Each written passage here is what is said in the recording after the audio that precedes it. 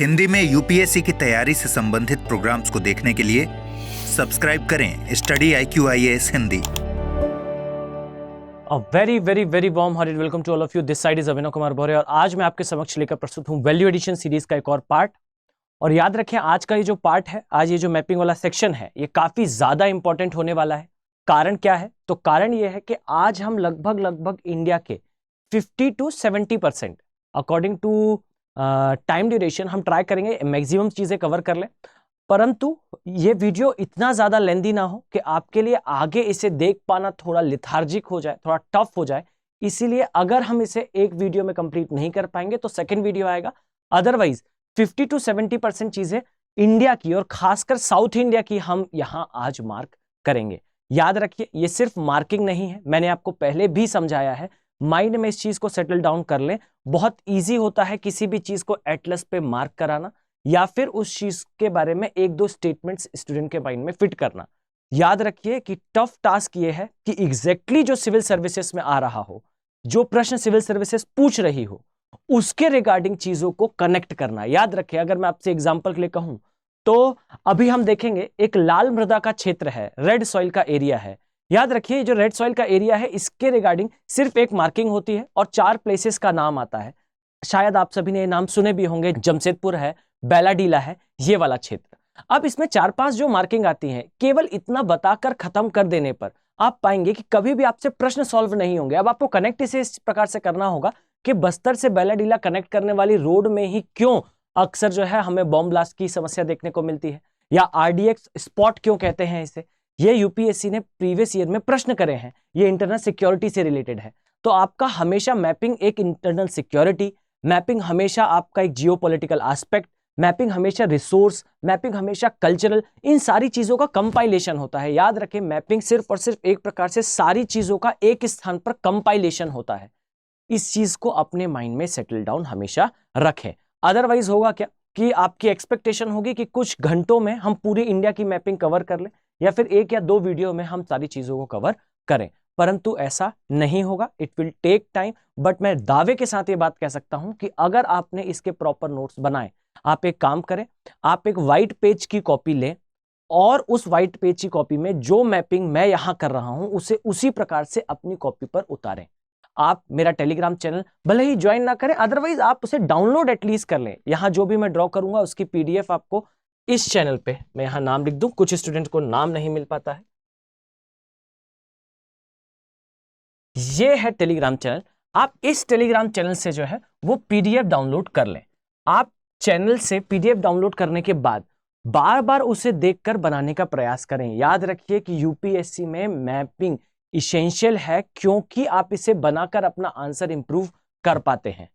याद रखें कि मैपिंग में आपको 4-5 डायमेंशन बनाने की आवश्यकता होगी।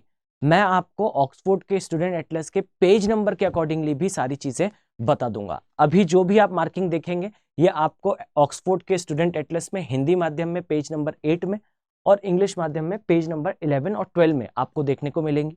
इसके अलावा आप जब फर्दर पेज टर्न करेंगे तो हिंदी माध्यम के एटलस में ये आपको 14 के बाद से जो माइन्यूट मार्किंग्स है वो देखने को मिलेंगी और इंग्लिश में ये 16 पेज नंबर के बाद से आपको देखने को मिलेंगी।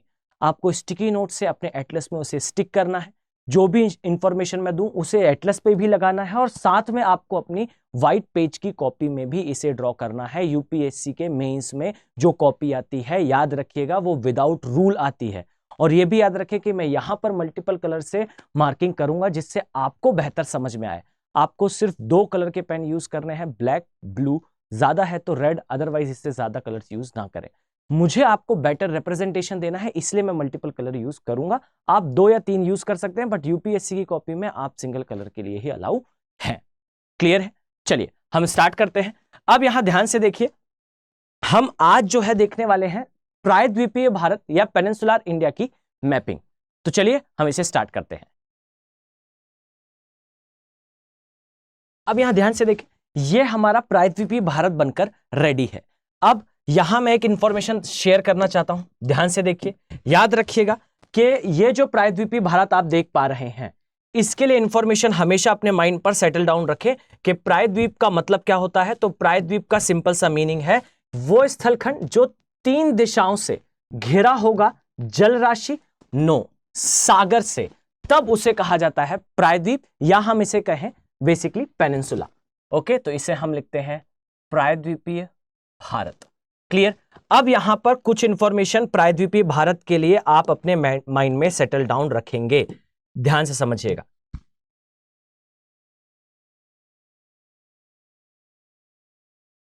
याद रखें कि प्रायद्वीपीय भारत, सबसे पहली इंफॉर्मेशन कि यह विश्व का सबसे पुराना स्थलखंड है।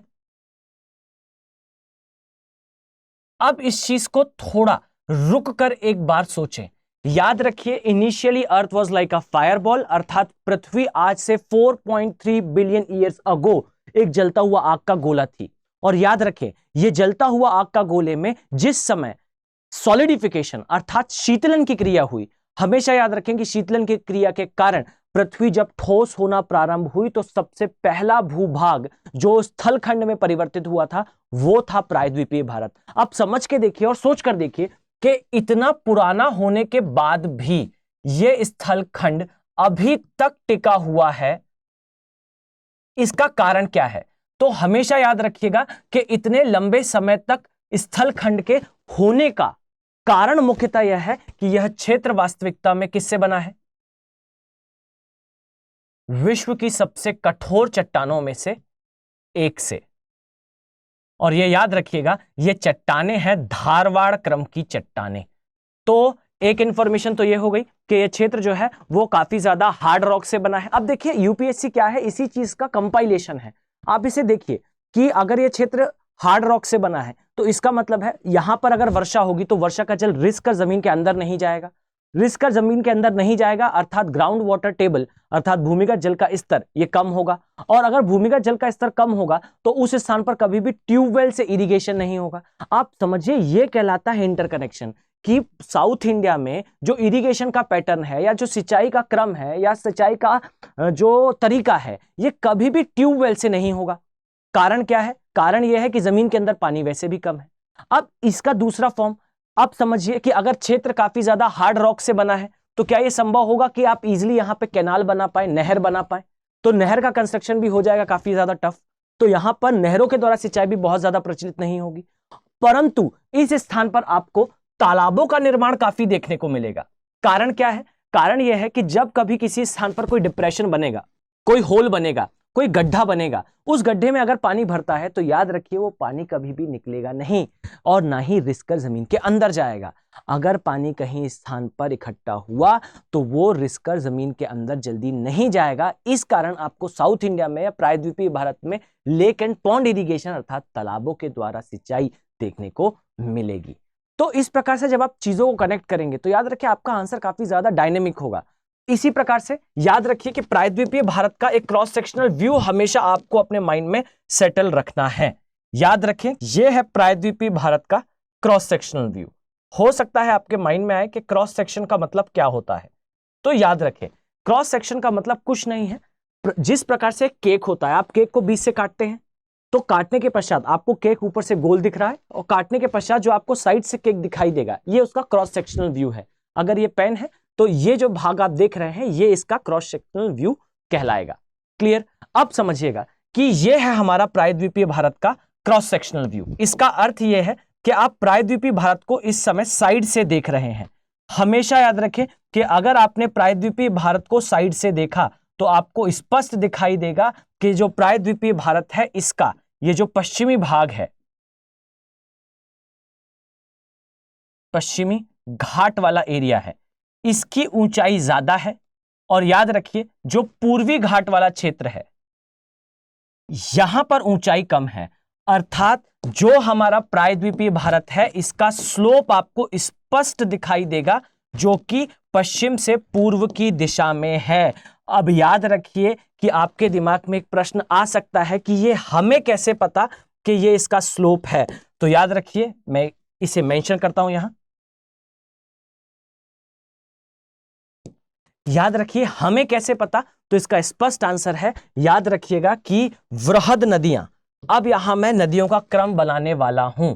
आपको इसी प्रकार से अपने दिमाग में चीजों को सेटल डाउन करना है लेयर बाय लेयर। कोशिश करें कि आप जिस अनुसार मैं बता रहा हूं उसी अनुसार आप अपने माइंड में सेटल डाउन इसे करें।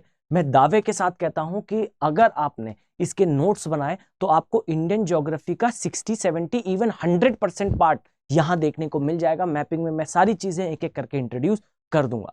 बस इतना प्रयास करें कि इस सीरीज को ज्यादा से ज्यादा शेयर करें। जितना ज्यादा इसका एंगेजमेंट होगा उतने ज्यादा पार्ट मैं आपके समक्ष लेकर आता रहूंगा। और ये भी कोशिश करें कि आप जो है अपने कमेंट जरूर मेंशन करें। अगर आपको ये वैल्यूएबल लग रहा है, अगर आपको चीजें समझ में आ रही हैं, तो अपने कमेंट जरूर लीव करके जाएं। डेफिनेटली मैं उन कमेंट्स को रीड करता हूं। चलिए आ जाए। याद रखें कि ये स्लोप इस डायरेक्शन में है, पूर्व की दिशा में बच्चों। ये हमें कैसे पता? तो यहां आप देखेंगे इस प्रकार से आपको एक नदी दिखाई देगी, इसे कहा जाता है गोदावरी। इसी प्रकार से याद रखिए एक और नदी है, इसको कहा जाता है कृष्णा।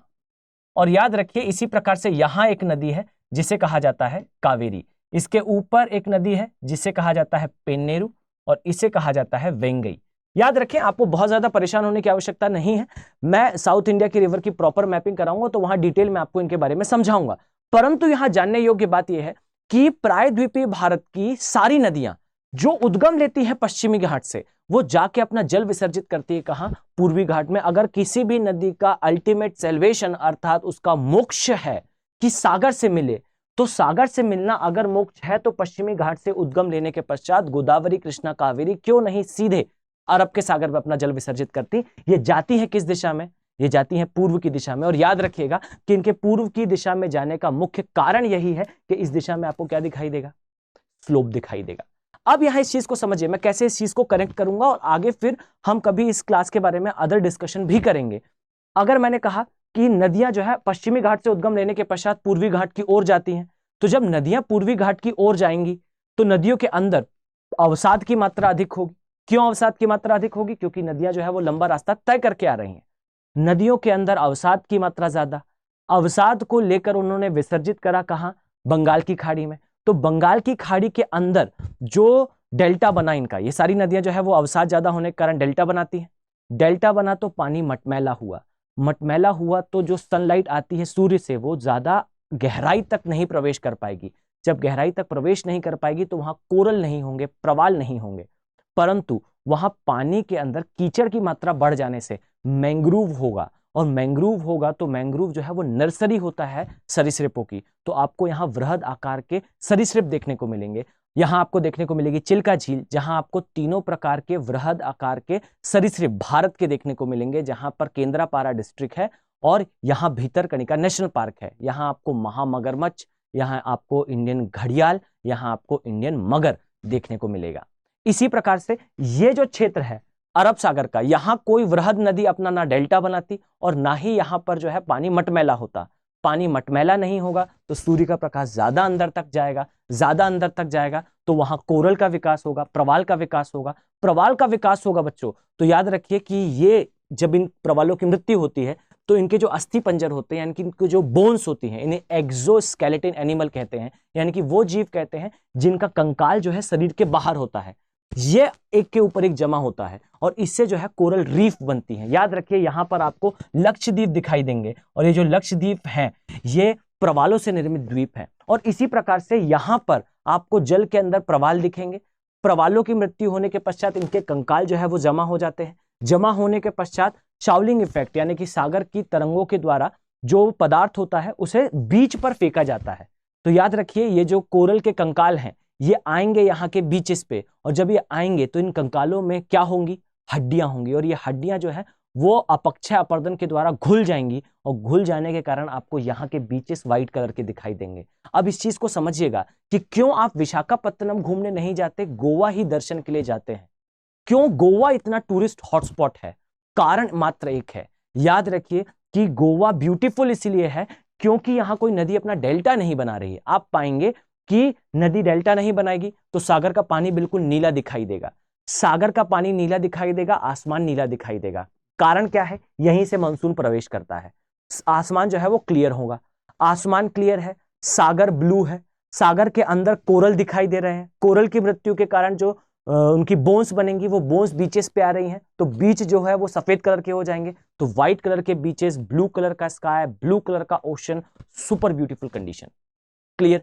अब यहां समझिए, इस चीज को मैं कनेक्ट करते हुए आपको आधा प्रायद्वीपीय भारत समझा दूं इनकी प्रजातियों के लिए। आप यहां पाएंगे, यहां डुगोंग मिलता है जिसे सी काऊ कहते हैं या समुद्री गाय कहते हैं। क्यों है ये समुद्री गाय? क्योंकि गाय खाती है घास, ये समुद्री जीव जो है खाता है समुद्री घास, और ये जो सागरीय घास है, ये घास वहीं होगी जहां सनलाइट होगी, और सनलाइट वहीं होगी जहां नदी ने अपना डेल्टा ना बनाया हो। क्लियर? तो इस प्रकार से याद रखिए कि प्रायद्वीपीय भारत का जो स्लोप है ये इस डायरेक्शन में है। ये हमें किस प्रकार से पता है? तो ये हमें इसी प्रकार से पता है कि वृहद नदियां जो है वो उद्गम लेने के पश्चात पश्चिम से पूर्व की दिशा में ही प्रवाहित होती हैं। जस्ट अ सेकेंड, इसे हम राउंड अप कर लेते हैं। मैं यहां नाम मेंशन कर देता हूं जिससे आपको रीड करने में आगे प्रॉब्लम ना हो। क्लियर? तो ये नदियों का क्रम है जो हमें बताता है कि स्लोप किस डायरेक्शन में है, स्लोप इस डायरेक्शन में। क्लियर है? चलिए हम अपने टॉपिक पर वापस आते हैं। अब यहां ध्यान से देखिएगा, एक एक करके मैं यहां पर सारी मार्किंग्स बनाने वाला हूं। इंपॉर्टेंट माउंटेन्स कौन से हैं, इंपॉर्टेंट प्लेट्यूज कौन से हैं, अर्थात महत्वपूर्ण पर्वत श्रेणियां कौन सी है, पठार कौन से हैं और अधर क्षेत्र कौन से हैं। चलिए स्टार्ट करते हैं। ये जो हम ड्रॉ कर रहे हैं, याद रखिएगा, इसे कहा जाता है अरावली। याद रखें, अरावली के लिए मैंने इसेंशियल मैपिंग जो है प्रीवियस वीडियो में करा रखी है, जहां पर मैंने समझाया है कि किस प्रकार से भारत के पश्चिमी भाग की मैपिंग की जाती है। तो ये हमारा अरावली वाला क्षेत्र है। याद रखें कि इसके नीचे जो अगला माउंटेन आपको दिखाई देगा, इसे कहा जाता है पश्चिमी घाट पर्वत। क्लियर? तो मैं यहां पर पश्चिमी घाट ड्रॉ कर रहा हूं, ध्यान से देखिएगा। इस प्रकार से ये पश्चिमी घाट वाला पार्ट बन के रेडी है। याद रखें कि मैंने इसे कंटिन्यूएशन में नीचे तक नहीं लाया है, इसका मतलब है नीचे कुछ और चीजें हमें ऐड करनी है। क्लियर है? तो यहां पर हमारा, इसे एक मिनट हम मैप पे प्लॉट करें। यहां पे है अरावली। अब यहां याद रखने योग्य बात है कि आपको ये मार्किंग जो है वो हिंदी में, अगर आपके पास ऑक्सफोर्ड का स्टूडेंट एटलस है तो पेज नंबर 8 पे, एज वेल एज ये पेज नंबर 13 में भी मिलेगा। इसी प्रकार से आपको कुछ मार्किंग जो एटलस में अदर पेजेस पे मिलेंगी, मैं उसके बारे में भी आपको बताऊंगा। और प्रथम दृष्टया आपको हो सकता है ऐसा लगे कि ये मार्किंग या फिर जो मैंने प्लॉट करा है ये शायद थोड़ा कंफ्यूजिंग है, तो परेशान ना हो, उसी मार्किंग को जूम करे हुए पेज पर देखेंगे तो आपको दिखाई देगा। अभी यहाँ हरिश्चंद्र और बालाघाट की जो पहाड़ियां आएंगी तब वहां कंफ्यूजन होगा। पेज नंबर 8 में इनका क्रम दूसरा दिया हुआ है। आगे जब आप इसको जूम करके देखेंगे अदर पेजेस में 15 या 16 पेज नंबर पे, तो वहां पर एक क्रम जो है आपको स्पष्ट दिखाई दे जाएगा। क्लियर है? अब यहां ध्यान से देखें, ये अरावली वाला भाग है, ये पश्चिमी घाट का भाग है। अब यहां पर आपको नीचे दिखाई देगा इस प्रकार से। याद रखिएगा, इसे कहा जाता है बेसिकली हमारा नीलगिरी का क्षेत्र। याद रखें कि नीलगिरी जो है एक जंक्शन है, और किस चीज का जंक्शन है? तो ये पश्चिमी और पूर्वी घाट पर्वतों का जंक्शन है। कैसे इनका निर्माण होता है अभी हम इसके बारे में भी डिस्कस करेंगे, पहले हम इसे प्लॉट करते हैं। ये पश्चिमी घाट, ये क्षेत्र। अब यहां ध्यान से देखें, याद रखिएगा आपको इस स्थान पर कुछ इस प्रकार से पहाड़ियां दिखाई देंगी। याद रखें, इसे बेसिकली कहा जाता है दक्षिण की पहाड़ियां। क्लियर?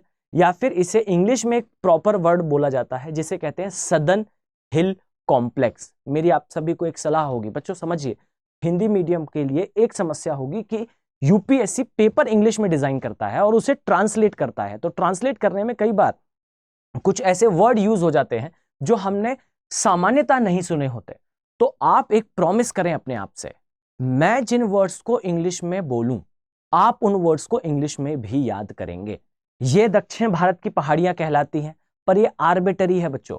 मींस ये कई जगह यूज हो सकता है। हो सकता है कि एग्जामिनर पूरे दक्षिण भारत की पहाड़ियों को एक साथ इमेजिन करते हुए दक्षिण भारत की पहाड़ियां कह दे, पर सदर्न हिल कॉम्प्लेक्स सिर्फ और सिर्फ इसे ही कहा जाता है। तो आप लोग भी इसे सदर्न हिल कॉम्प्लेक्स ही कहेंगे। क्लियर?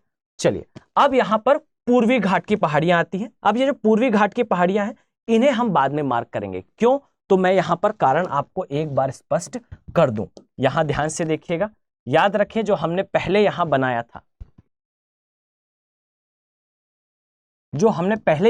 था, गोदावरी, कृष्णा और कावेरी, ये तीनों ही नदियां, चूंकि इनका प्रवाह बेसिकली है किस डायरेक्शन में? पूर्व की दिशा में। याद रखिए इन्होंने पूर्वी घाट के पर्वतों को कर दिया है क्या? अपक्षय और अपर्दित। और याद रखिए, चूंकि पूर्वी घाट पर्वतों का अपक्षय और अपर्दन हो चुका है, इसीलिए आपको दिखाई देगा कि इस स्थान पर पर्वत श्रेणी जो है वो पश्चिम की तरह सतत नहीं है। क्लियर? तो इसे हम एक बार जो है वो बाइंड अप कर दे, फिर हम आगे चलते हैं।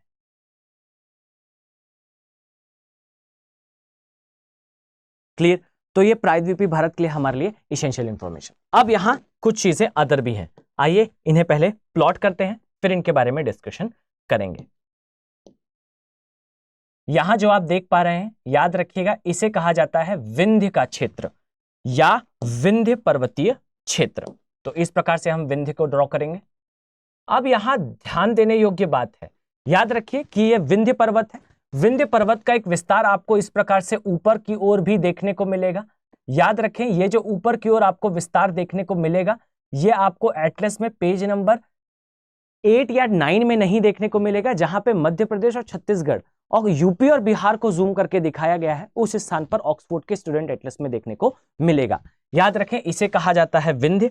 अब इस क्षेत्र में आपको विंध्य का विस्तार एक ये दिखेगा जिसे भांडेर कहा जाएगा, और एक ये दिखेगा जिसे कैमूर कहा जाएगा। तैमूर नहीं बच्चों, कैमूर।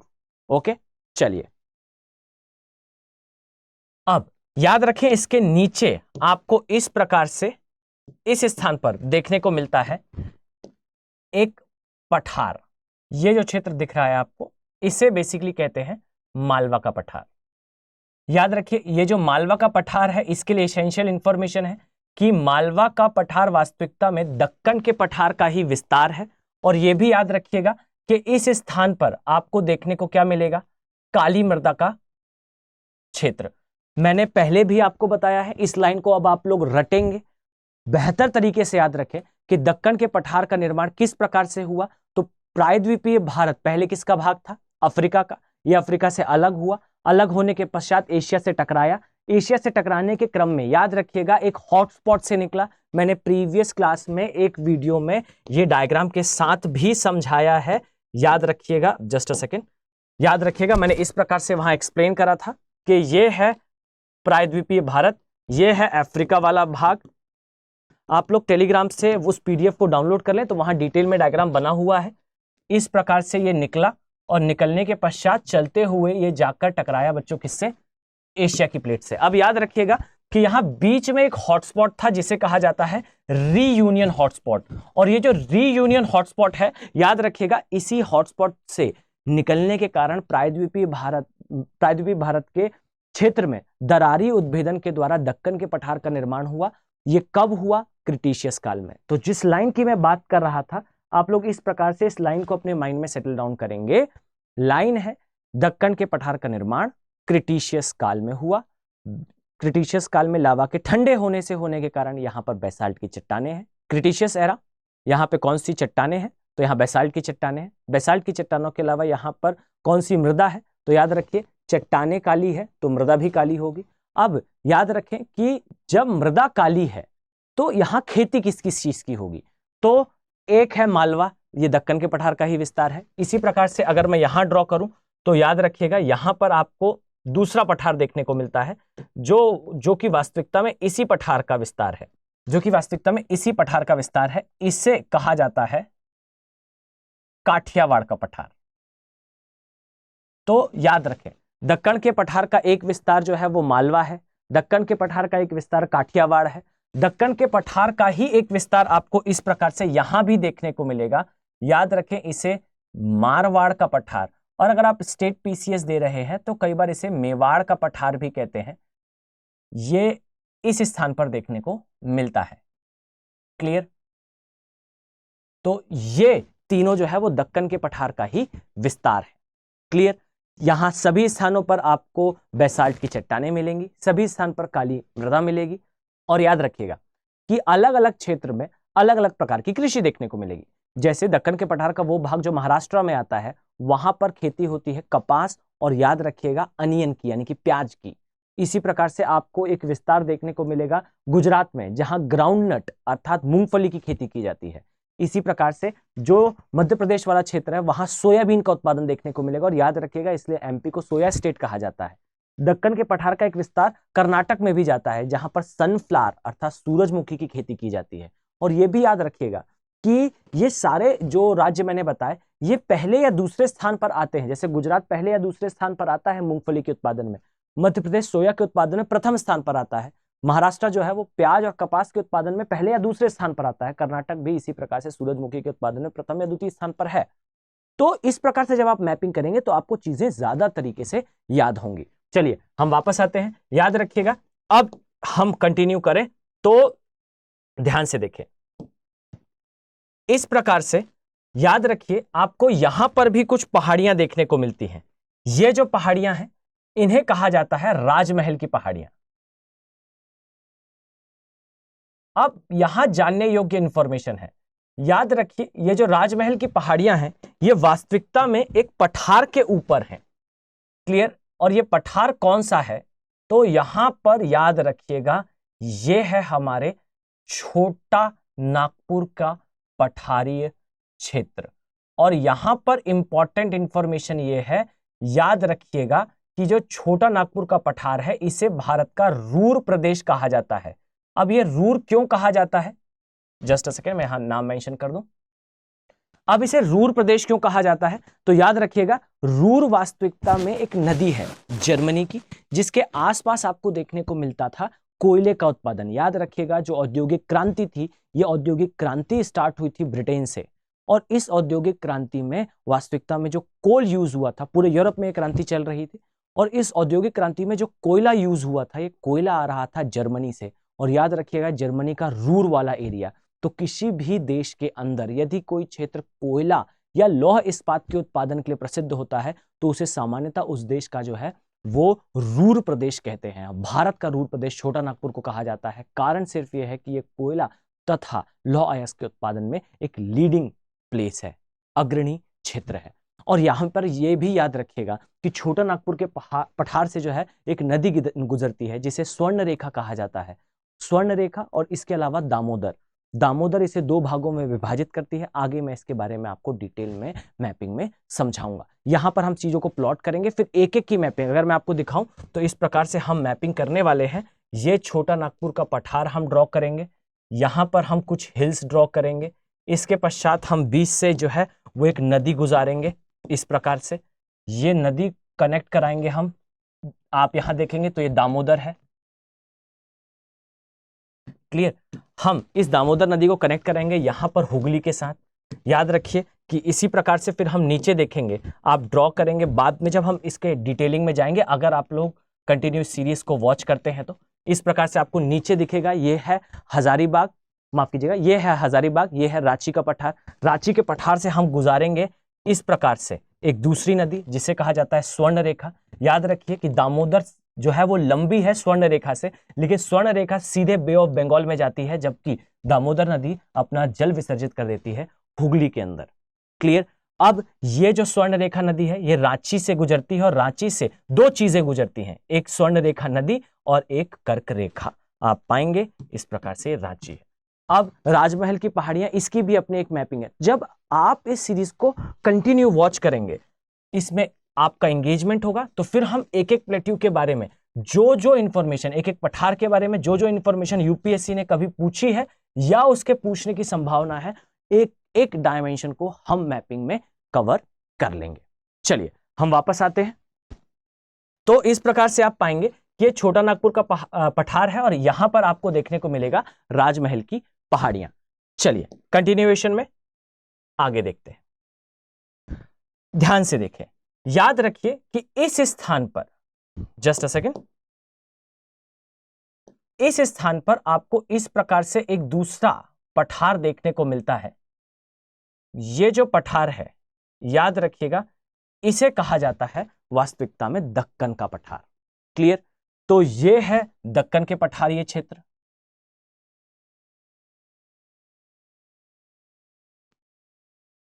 और ये जो दक्कन का पठारीय क्षेत्र है, याद रखें इसी का कंटिन्यूएशन ऊपर आसपास आपको देखने को मिलता है। यहां पर काम की इंफॉर्मेशन है, आपको इस प्रकार से यहां कुछ पहाड़ियां दिखाई देंगी, ये कुछ इस प्रकार से। ये 4 पहाड़ियां हैं, लेकिन यहां जानने योग्य इंफॉर्मेशन है। याद रखें कि ये पश्चिमी घाट का भाग नहीं है। क्लियर, ये अलग है और ये दक्कन के पठार के अंदर उपस्थित है। कैसे? तो यहां देखें, यहां 4 पहाड़ियों का क्रम मैं इस प्रकार से लिखने वाला हूं। अब याद रखें कि यहां पर जो 4 पहाड़ियां हैं इनका क्रम इस प्रकार से है। पहला है सतमाला, फिर है अजंता, फिर है बालाघाट, सतमाला, अजंता, फिर है हरिश्चंद्र, माफ कीजिएगा, और फिर है बालाघाट। तो ये 4 पहाड़ियां हैं जो दक्कन के पठार में स्थित हैं। और ये भी याद रखिएगा कि ये जो पहाड़ियां हैं ये कभी भी पश्चिमी घाट का भाग नहीं है। क्लियर। अब इसी प्रकार से हम अगर आगे बढ़ें तो आपको दिखाई देगा, ध्यान से देखें, यहां पर एक और पठार उपस्थित है। याद रखिए, इसे कहा जाता है कर्नाटक का पठार। कुछ बुक्स में इसे इसी प्रकार से बनाया हुआ है कि कर्नाटक का पठार जो है वो दक्कन के पठार का ही विस्तार है। कहीं पर इसे अलग से दिखाया गया है। ज्यादा परेशान ना हो, अगर आप अलग भी बनाते हैं तो भी और साथ में बनाते हैं तो भी आप यही मानेंगे कि ये जो क्षेत्र है ये वास्तविकता में विस्तार है दक्कन के पठार का। क्लियर। चलिए अब आगे चलते हैं। यहां ध्यान देने योग्य है, यहां ध्यान देने योग्य है, इस प्रकार से आपको ये जो क्षेत्र दिखाई देगा, याद रखिए इसे कहा जाता है दंडकारण्य का पठार। और ये याद रखें, ये जो दंडकारण्य का पठार है ये काफी ज्यादा फेमस है यहां के टिन उत्पादन तथा कोयले के उत्पादन के लिए। और यह भी याद रखिएगा कि यहां पर एक क्षेत्र है, यानी कि ये दंडकारण्य का पठार स्वयं में एक पठार है, लेकिन यहां पर भी एक क्षेत्र है। कौन सा है? तो याद रखें, यहां आपको एक क्षेत्र दिखाई देगा जिसे कहा जाता है बस्तर वाला एरिया। क्लियर। तो दंडकारण्य में आप मार्क करेंगे बस्तर का एरिया, और यहां पर आप एक क्षेत्र और भी मार्क करें जहां आपको दिखाई देगा। याद रखें, यहां पर मैंने इस प्रकार से शेडिंग करी है, परंतु ये पर्वत नहीं है, ये पठार के ऊपर पठार है। इसे बस्तर का पठार कहा जाता है। ये रेड कॉरिडोर के नाम से भी जाना जाता है। यहां पर नक्सलाइट की बहुत समस्या है। दंतेवाला, बैलाडीला या फिर बस्तर, बस्तर स्वयं में एक जिला भी है, ये पूरा क्षेत्र जो है वो रेड कॉरिडोर के नाम से जाना जाता है। और इस रेड कॉरिडोर में आपको दिखाई देगा कि नक्सलाइट्स की काफी ज्यादा, या मैं कहूं माओवादियों की बहुत ज्यादा एक्टिविटीज है। कारण सिर्फ इतना है, याद रखें, यहां मृदा जो है वो लाल है, और लाल मृदा यानी कि जो कृषक होंगे उनका उत्पादन ज्यादा नहीं होगा, कृषिगत उत्पादन कम होगा। तो हमेशा समाज जो है, एक dissatisfied society leads to organised crime. एक ऐसा समाज जो अभी उतनी अच्छी कंडीशन में नहीं है, वो समाज सामान्यतः क्राइम ज्यादा करता है। क्लियर। तो हमेशा याद रखें कि ये दंडकारण्य का पठार है, और यहां पर आपको ऊपर बस्तर का पठार देखने को मिलेगा जो टिन, कोयले तथा लौह अयस्क के उत्पादन के लिए प्रसिद्ध है। यहां पर भारत का एक आपको एक और मार्किंग दिखाई देगी जिसे भिलाई के नाम से जाना जाता है। भिलाई भी काफी प्रसिद्ध है अपने स्टील प्लांट के लिए। भारत के कुछ सबसे पहले बने हुए स्टील प्लांट में से एक है। आप लोग सर्च करेंगे और मुझे कमेंट सेक्शन में बताएंगे कि भिलाई का स्टील प्लांट हमने कब स्थापित किया था, और साथ में ये भी बताएंगे किसकी हेल्प से स्थापित करा था। कारण क्या है? यूक्रेन रशिया वॉर चल रही है। फाइन, अभी कंटिन्यूएशन में है, नो डाउट के अब थोड़ा सा जो है उसके बारे में डिस्कशन कम होता है, परंतु ये भी इंपॉर्टेंट है कि उसका और इस टॉपिक का क्या कनेक्शन है। आप लोग सर्च करेंगे तो डेफिनेटली आपको दिखाई देगा। क्लियर। तो यहां पर आपको बस्तर का क्षेत्र। चलिए आगे बढ़ते हैं। इसी प्रकार से आपको यहां कुछ अन्य मार्किंग दिखाई देंगी। याद रखिएगा कि यहां इस स्थान पर आपको इस प्रकार से देखने को मिलेगा 2 पठारीय क्षेत्रों का विस्तार। एक जो है वो इस प्रकार से होगा, याद रखें, इसे कहा जाता है बेसिकली तेलंगाना का पठार। और अब यहां पर एक थोड़ी कंफ्यूजिंग इंफॉर्मेशन है। याद रखें, 6th क्लास के एनसीईआरटी में इसे अलग माना गया है, 12th क्लास के एनसीईआरटी में, 11th क्लास के एनसीईआरटी में, फिर इंडियन ज्योग्राफी में इसे अलग माना गया है। मैं आपको एक कॉन्क्रीट आंसर देता हूं। याद रखिए कि जो तेलंगाना का पठार है इसे ही एक समय पर, या इसी के एक छोटे से भाग को एक समय पर रायलसीमा का पठार कहा जाता था। क्लियर। तो रायलसीमा का पठार कह ले, तेलंगाना का पठार कह ले, ये लगभग एक ही बात है। परंतु अगर आप इसे अलग करना चाहें तो याद रखिए कि इसका विस्तार आपको थोड़े नीचे तक दिखाई देगा, इस प्रकार से यहां तक। क्लियर। ये पूरे तमिलनाडु को कवर नहीं करता, मैं आपको पहले बता दूं, ये पूरे तमिलनाडु को कवर नहीं करता। ये जो ग्रीन बेल्ट आपको दिखाई दे रही है, ये ग्रीन बेल्ट ये शो करती है कि यहां पर आपको वास्तविकता में मैदान दिखाई देगा। क्लियर। ये मैं ऊपर जो ड्रॉ कर रहा हूं, ये ड्रॉ करना ये बताएगा कि यहां पर आपको मैदानी क्षेत्र दिखाई देगा और इसी के कुछ भाग में आपको दिखाई देगा कि रायलसीमा और तेलंगाना दोनों उपस्थित है। क्लियर। बहुत ज्यादा परेशान होने की आवश्यकता नहीं है। तेलंगाना और रायलसीमा लगभग एक ही पठार के बारे में जनरली डिस्कशन हो रहा होता है, तो आपको बहुत परेशान होने की आवश्यकता नहीं है। क्लियर। तो अब हमने ब्रॉडर सेंस में इस एरिया को मार्क कर लिया है, बस एक क्षेत्र रह गया है छोटा सा, आइए हम उसे भी मार्क कर लेते हैं। याद रखें, यहां ऊपर ये जो आपको दिख रहा है इस प्रकार से, ये जो क्षेत्र है इसे बेसिकली कहते हैं बुंदेलखंड और बघेलखंड का पठार। यानी कि बुंदेलखंड और बघेलखंड का जो पठार है, इस पर विंध्य पर्वतों का विस्तार है। अर्थात विंध्य का जो विस्तार है आगे भांडेर और कैमूर के रूप में उत्तर की तरफ उपस्थित है, जो बुंदेलखंड और बघेलखंड के अंदर आता है। क्लियर है। तो अब ये हमारा ब्रॉडर सेंस में बनकर रेडी है। यहां बीच में जो आपको खाली क्षेत्र दिखाई दे रहा है, याद रखिए ये खाली इसीलिए है क्योंकि यहां से आपको इस प्रकार से बड़ी नदियां उद्गम लेती हुई दिखाई देंगी और जो अपना जल विसर्जित करेंगी किस स्थान पर, तो इस स्थान पर। यहां आपको एक नदी दिखाई देगी जिसे कहा जाता है महानदी। क्लियर। तो यहां जो आपको गैप दिख रहा है ये महानदी का डेल्टा वाला एरिया है और यहां पर आपको अमरकंटक का क्षेत्र दिखाई देगा। और याद रखिए ये जो अमरकंटक का क्षेत्र है ये काफी ज्यादा क्रूशियल इसलिए हो जाता है क्योंकि यहां से बहुत सारी नदियां अपना उद्गम लेती हैं। जैसे यहां से एक नदी उद्गम लेती है जिसे कहा जाता है नर्मदा, एक नदी उद्गम लेती है जिसे कहा जाता है तापी। इसी प्रकार से तापी तो खैर थोड़ा आगे से उद्गम लेती है, परंतु सोन जो उत्तर की तरफ जाती है, तो एक वाटर शेड वाला एरिया है ये अमरकंटक वाला क्षेत्र। क्लियर। तो ये हमारा प्रायद्वीपीय भारत बनकर रेडी है। चलिए इसकी नेमिंग कर ली जाए और फिर हम आगे इसे देखते हैं। चलिए, तो सबसे पहले ये जो यहां पर जो आपको दिखाई दे रहा है, याद रखिए इसे कहा जाता है काठियावाड़ का पठार। याद रखें कि काठियावाड़ का पठार जो है वो मुख्यतः गुजरात वाले क्षेत्र में आता है और इसका डिटेल में मैंने मैपिंग आपको करा रखी है। क्लियर। ये जो क्षेत्र है याद रखिए इसे बेसिकली कहा जाता है पश्चिमी घाट पर्वत। पश्चिमी घाट पर्वत।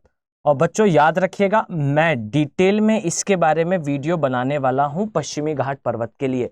प्लीज मेरी रिक्वेस्ट है कि अगर आप यूपीएससी की एक्चुअल में प्रिपरेशन कर रहे हैं तो आपको बहुत डिटेल में मैपिंग देखने की आवश्यकता है। सिर्फ इतना नहीं है पश्चिमी घाट, मैं आपको बताऊंगा पश्चिमी घाट को विंध्य कगार कहा जाता है या फिर कगारीय क्षेत्र, माफ कीजिएगा कगारीय क्षेत्र कहा जाता है। और ये जो कगारीय क्षेत्र है, ये कगार का मतलब क्या है? कगार का मतलब है दरारीय क्षेत्र, यानी कि दो भागों को अगर मैं इस पेन को पकड़कर तोड़ूं तो याद रखिएगा इस पेन को तोड़ने के पश्चात जो दो किनारे बनेंगे उन किनारों को कगार कहा जाता है। अब ये टूटा कहां से है? अफ्रीका से, तो यहां एक किनारा बना है। पश्चिमी घाट कोई पर्वत नहीं है, एक किनारा है वास्तविकता में प्रायद्वीपीय भारत का। इसी प्रकार से एक किनारा यहां है और एक किनारा ऊपर है जिसे हम विंध्य के नाम से जानते हैं। क्लियर। तो याद रखिएगा यहां पर आपको एक कगार देखने को मिलेगा।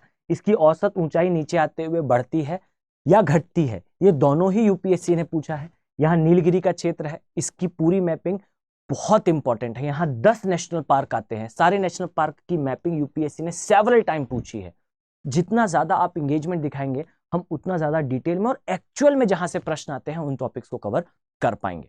क्लियर। जैसे हमने यहां पर जो लोकेशनल एनालिसिस दिखा है, याद रखिए जब यूपीएससी प्रश्न पूछती है तो इसी प्रकार से कौन किसके पश्चिम में कौन किसके पूर्व में, इस प्रकार से प्रश्न आते हैं।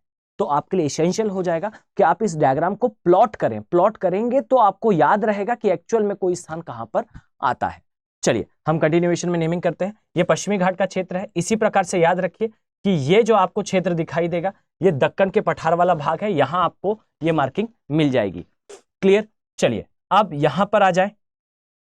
याद रखिए कि ये जो क्षेत्र आपको दिखाई दे रहा है इसे बेसिकली कहा जाता है कर्नाटक का पठार। और यह भी याद रखिएगा कि कर्नाटक के पठार में आपको एक मालनड वाला एरिया दिखता है। अभी मैं आपको आगे एक डायग्राम में एक्सप्लेन करूंगा। याद रखें कि आपको इस प्रकार से यहां पर एक मालनड वाला एरिया दिखता है, यह है कर्नाटक के पठारी क्षेत्र। और ये याद रखिएगा कि इस पठारी क्षेत्र में एक पश्चिमी घाट के पर्वत है और यहां पर आपको पठार प्रॉपर दिखाई देगा। याद रखें कि ये जो क्षेत्र है इसे पठारीय भाग तथा ये जो क्षेत्र है इसे मालनड कहा जाता है। और ये याद रखिए ये जो मालनड है, मालनड वास्तविकता में पर्वतीय भाग है।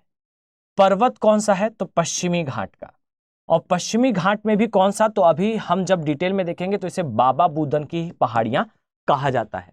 क्लियर। और क्यों हिंदी माध्यम का स्टूडेंट हमेशा परेशान होता है, समझिएगा इस चीज को कि इंग्लिश में मैदान को क्या कहते हैं? प्लेन कहते हैं। अब जब कभी इंग्लिश मीडियम का स्टूडेंट इस प्रकार से देखता है तो उसे प्लेन का मतलब मैदान दिखाई देता है। क्लियर। अब यहां कंफ्यूजिंग बात क्या है? कंफ्यूजिंग बात यह है कि यहां जो पठारी क्षेत्र है ना कर्नाटक का, इस कर्नाटक के पठारीय क्षेत्र का नाम मैदान है। यह है वास्तविकता में क्या? यह है वास्तविकता में पठार, जिस पठार का नाम रखा गया है मैदान। तो इंग्लिश मीडियम का स्टूडेंट ना पढ़ता किस प्रकार से है? Karnataka plateau, Karnataka's plateau are called as maidan. अब उसे पता है कि कर्नाटक के पठार को मैदान कहा गया है, क्योंकि अगर ये सही में मैदान होता तो वो प्लेन बोलता। अब हिंदी मीडियम के स्टूडेंट के साथ प्रॉब्लम ये होती है कि कर्नाटक का पठार और फिर कर्नाटक का मैदान समझ लेता है, तो वो भूल जाता है कम्युनिकेशन में कि ये कर्नाटक के पठार का नाम है कर्नाटक का मैदान। याद रखिए कर्नाटक में कोई मैदान नहीं है, कर्नाटक में सिर्फ पठार है। उस पठार का नाम मैदान है और इस पठार में दो भाग हैं, जिसे बेंगलोर का पठार तथा जिसे मैसूर का पठार कहा जाता है। और यह याद रखिए कि यूपीएससी ने प्रश्न भी करा और फिर बाद में बच्चे से वो बना भी नहीं। कारण बस यही था, याद रखिए कि पेपर इंग्लिश में डिजाइन हो रहा है, फाइन, और उसके लिए हमें रेडीनेस लानी है। मैं आपको हर वो पार्ट ज्योग्राफी का जिसमें कोई एक भी कंफ्यूजन यूपीएससी कभी क्रिएट कर सकता है आपके माइंड में, सारे पार्ट को एक एक करके आपके सामने एक्सप्लेन कर दूंगा। बस अपने अंदर स्पिरिट कंटिन्यू रखिएगा। क्लियर। चलिए तो याद रखें कर्नाटक का जो पठार है उसका एक भाग आपको इस प्रकार से मैप में ही दिखाई दे जाएगा। ये आपने देखा, जो पठारीय क्षेत्र है उसे हम कर्नाटक का मैदान बोलते हैं और जो पहाड़ी क्षेत्र है उसे मालनड बोलते हैं। क्लियर। चलिए आ जाए। अब इस प्रकार से याद रखिए ये जो मार्किंग आपको दिखाई दे रही है इसे बेसिकली कहा जाता है नीलगिरी। अब याद रखिएगा इसके नीचे जो नाम है, इस नाम को हम इंग्लिश में यूज करेंगे, इसे कहा जाता है सदर्न हिल कॉम्प्लेक्स। और याद रखिए इस सदर्न हिल कॉम्प्लेक्स के अंदर कौन कौन सी पहाड़ियां आती हैं। तो अब मैं आपको एक्सप्लेन करूं तो याद रखिएगा, इस डायग्राम को अपने दिमाग में सेटल डाउन करें। कौन सा है? तो ध्यान से देखें। याद रखें कि यहां तीन पहाड़ियां हैं, एक को कहा जाता है अन्नामलाई, एक को कहा जाता है इलायची, और एक जो आगे की तरफ निकली है इसे कहा जाता है पालनी की पहाड़ियां। क्लियर। अब यहां ध्यान से देखिएगा, याद रखें कि जो अन्नामलाई और इलायची की पहाड़ियां हैं ये कर्नाटका, नो, ये केरला और तमिलनाडु के बीच में आती है। और जो पालनी की पहाड़ी है ये पूरी की पूरी किसके अंदर आती है? तमिलनाडु के अंदर। क्लियर। आपको एटलस में हल्की सी इसकी पोजीशन अलग दिखाई देगी, परेशान ना हो, प्रश्न इससे सॉल्व होंगे। क्लियर। तो इसे अगर इस प्रकार से याद करना चाहें तो आप इस प्रकार से भी याद कर सकते हैं। ये टी के शेप में है, इस तरह से। ये जो ऊपर वाला भाग है ये अन्नामलाई है, नीचे वाला भाग है ये इलायची है, और इस प्रकार से जो सामने वाला भाग है ये पालनी है। पालनी पूरा का पूरा तमिलनाडु चला जाएगा, और ये जो दो हैं ये दोनों में दिखाई देंगे। क्लियर है? यानी कि केरल और तमिलनाडु दोनों में। इसलिए मैंने आपसे कहा था कि मैपिंग का जो वीडियो मैंने पहले बनाया है, यहां मैंने स्टेट्स की मैपिंग कराई है, आप पहले उसे देख लें। अब आमने सामने जब मैंने कहा तो आपके दिमाग में तुरंत क्लिक करना चाहिए कि इस प्रकार से यहां पर केरल है और यहां पर तमिलनाडु है। इसलिए मैंने आपसे कहा था कि आप हमेशा मैपिंग में जो इनिशियल वीडियोज हैं उन्हें देख लें। अब यहां बीच में इस प्रकार से पहाड़ियां हैं। किस प्रकार से? तो ये इजीली आप समझ पाएंगे। ये इस प्रकार से पहाड़ी है। क्लियर? तो ये दोनों स्टेट में है और ये एक ही स्टेट में है।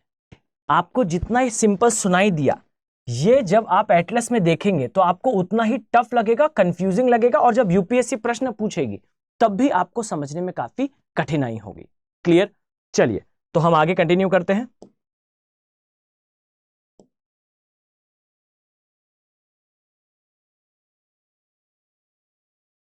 क्लियर? चले, अब ये जो ऊपर वाला भाग है याद रखिएगा, इस क्षेत्र के लिए इंफॉर्मेशन है कि ये है रायलसीमा तथा तेलंगाना का पठार। नाम से ही क्लियर है, जो रायलसीमा और तेलंगाना का पठार है ये आंध्र प्रदेश और तेलंगाना में मुख्यतः देखने को मिलता है। क्लियर? चलिए, अब यहां पर एसेंशियल इंफॉर्मेशन है। याद रखें कि ये वाला जो क्षेत्र है ये कहलाता है दंडकारण्य का पठार, और याद रखिएगा इसी में आपको एक और विस्तार दिखाई देगा जिसे बस्तर के नाम से जाना जाता है। अब यहां पर एसेंशियल एक मैपिंग आपको करनी होगी। याद रखिएगा कि यहां आपको एक पठार और दिखाई देगा, इसे कहा जाता है मेघालय का पठार। और याद रखिए कि जो मेघालय का पठार है ये वास्तविकता में कुछ और नहीं है। याद रखिएगा मेघालय का पठार वास्तविकता में विस्तार ही है छोटा नागपुर के पठार का। मैंने पहले भी बताया है कि मेघालय का पठार में जो पहाड़ियां दिखाई देती हैं वो छोटा नागपुर के पहाड़ियों का ही विस्तार है। तो याद रखें कि मेघालय का जो पठार है ये छोटा नागपुर पठार का विस्तार है। और ये भी याद रखिएगा कि इन दोनों के बीच में जो आपको ये गैप दिखाई देता है, इस गैप को किस नाम से जाना जाता है? तो याद रखें इस गैप को मालदा गैप, मैं यहां नाम मेंशन कर रहा हूं, मालदा या राजमहल गारो गैप के नाम से जाना जाता है। गारो क्यों? तो समझिएगा इस चीज को कि आपको इस स्थान पर इस प्रकार से राजमहल की पहाड़ियों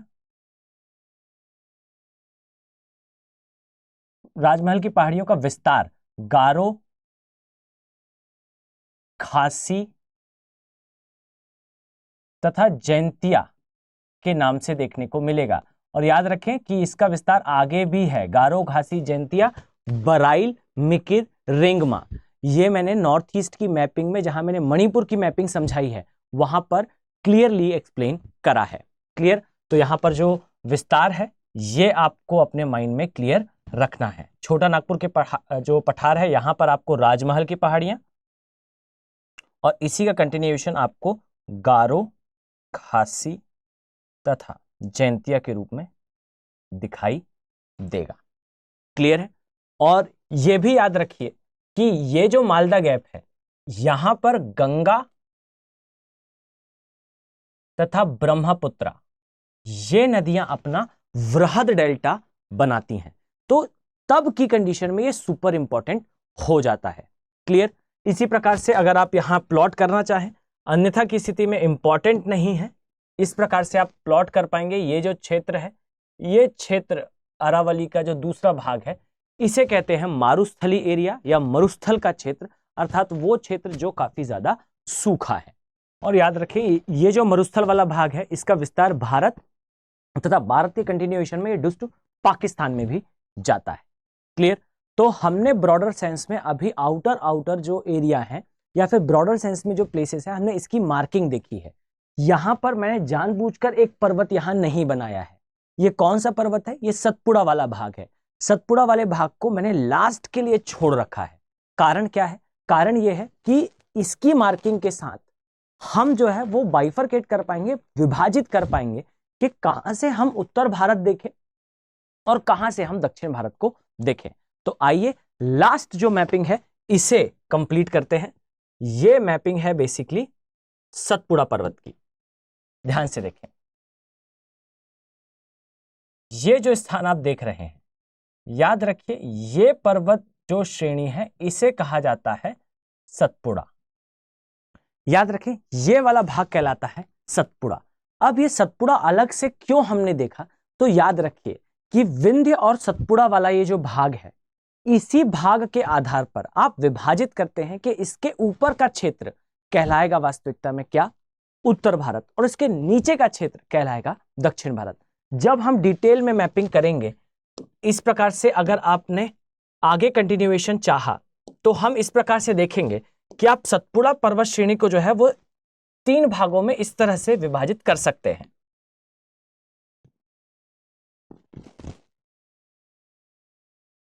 इस प्रकार से आप सतपुड़ा को 3 भाग में विभाजित कर सकते हैं।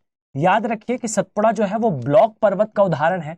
ब्लॉक पर्वत का मतलब होता है भ्रंशोत्थान पर्वत, और इसे क्यों भ्रंशोत्थान पर्वत कहा जाता है? तो याद रखिएगा कि इसके दोनों साइड आपको ऊपर की ओर एक नदी दिखाई देगी।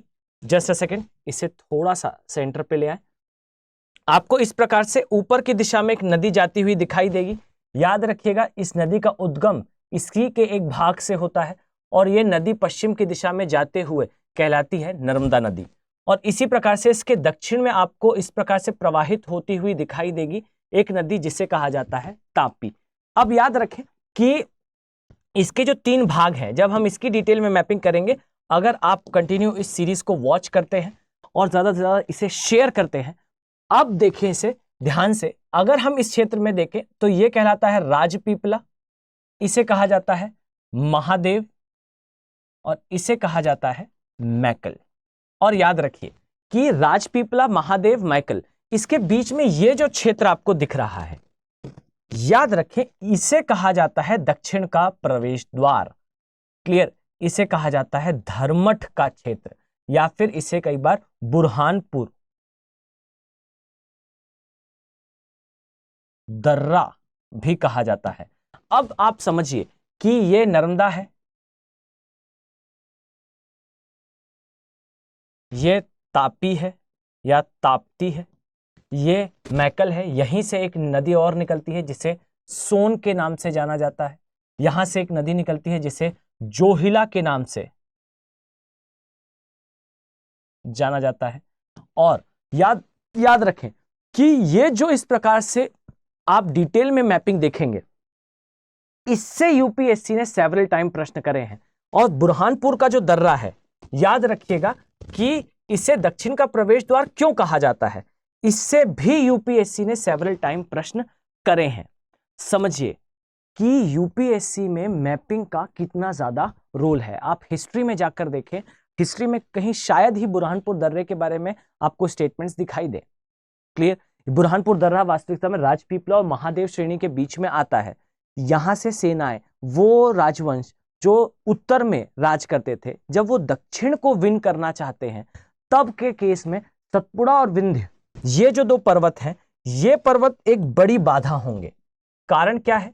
कारण यह है कि यहां से किंग को यहां आने के लिए 2 बार ये पर्वत पार करने होंगे। और याद रखिए कि इन दोनों पर्वतों में विंध्य में काफी बड़े बड़े गैप हैं, पर सतपुड़ा में एक बड़ा गैप है जो स्पेसिफिकली जाना जाता है बुरहानपुर के नाम से।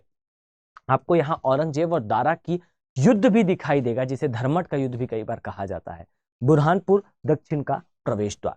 अब अगर आप चाहते हैं कि आप इसी प्रकार से हर एक जो पठार है या मैदान है, जैसे हमने यहां पर देखा कर्नाटक के बारे में, यहां हमने जो है वो स्लाइटली देखा सतपुड़ा के बारे में। इसी प्रकार से हम हर एक जो पठार है, मैदान है, जो नदी का क्षेत्र है, जिससे यूपीएससी ने कभी प्रश्न पूछे हैं, उन सभी को एक स्थान पर लेकर आए।